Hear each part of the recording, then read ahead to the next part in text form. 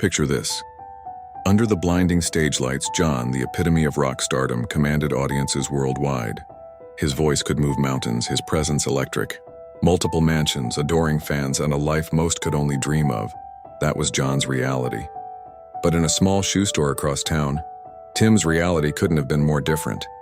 Day after day, he fitted shoes on customers' feet, forcing smiles while his stomach growled.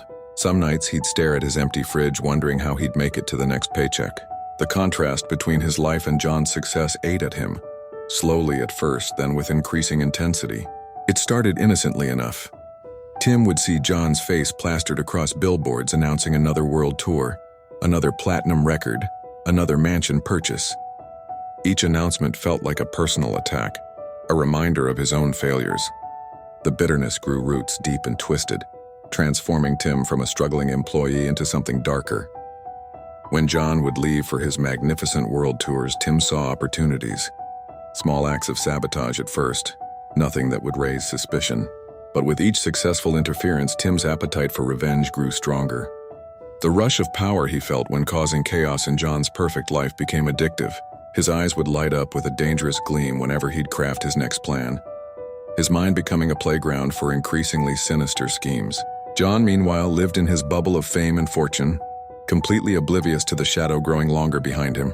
He continued to bask in the spotlight, unaware that someone was methodically plotting his downfall.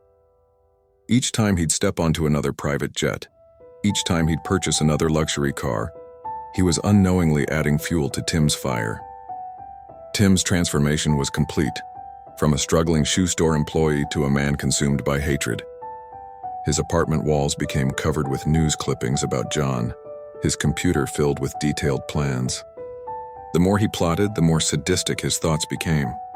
His co-workers noticed the change, the way his smile had turned into something unsettling, how he'd mutter to himself during quiet moments at the store. As John traveled the world, living his dreams, Tim was crafting his nightmare. Each successful show John performed was matched by another elaborate scheme in Tim's mind.